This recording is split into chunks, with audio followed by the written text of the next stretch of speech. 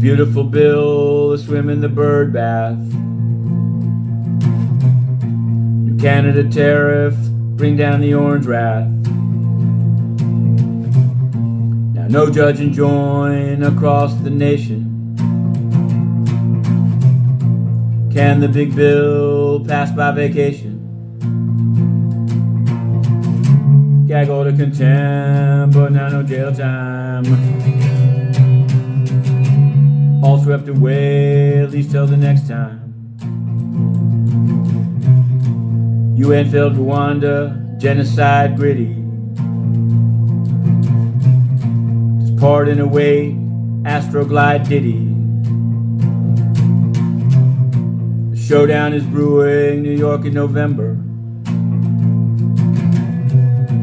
There'll be no more Weiner showing his Congressmember.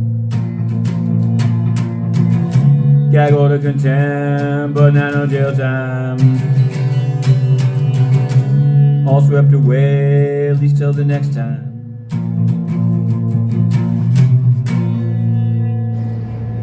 Okay, here we are, Matthew Russell Lee, Inner City Press, here at the Southern District of New York Courthouse. Today, Monday, June 23rd. It took place on Saturday, in which these mop bunker busters were dropped on Fordo, Natanz, Isfahan in Iran.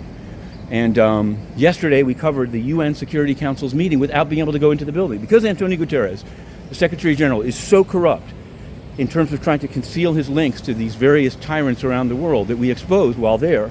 We're unable to go in, and they refuse to answer our written questions, even as we have scoops about Volker Turk and the mission in South Sudan. But the Security Council meeting is on UN TV, so we live tweeted it.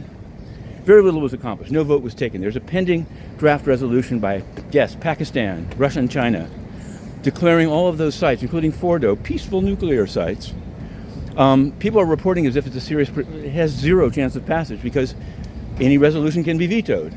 Plus, the UK kind of backed up the US. In any event, we're going to cover that very closely. We have an application in to re-enter the UN and cover it in person. Of course, we'll remain on the courts, in particular, today, US versus Sean Combs. To be continued. Now, is there a ceasefire or isn't there? There was the bunker buster, then there was the announcement of a ceasefire, then there were some people kind of gleefully saying, the ceasefire is broken. Hadn't been broken yet because the deadline to actually cease hostilities hadn't been reached. We'll just have to see. Trump, on his way to the NATO meeting in The Hague, dropped the F-bomb. We tweeted it with a star, as we do in the Diddy trial. We say F*CK, just like that. Now, speaking of the United Nations, absolutely irrelevant on this, right? How much money has been poured into this bloated organization of Antonio Guterres for absolutely no results at all, mostly negative results. But certainly on this one, they did absolutely zero. And today we have, I usually don't do this, but we had a scoop last week.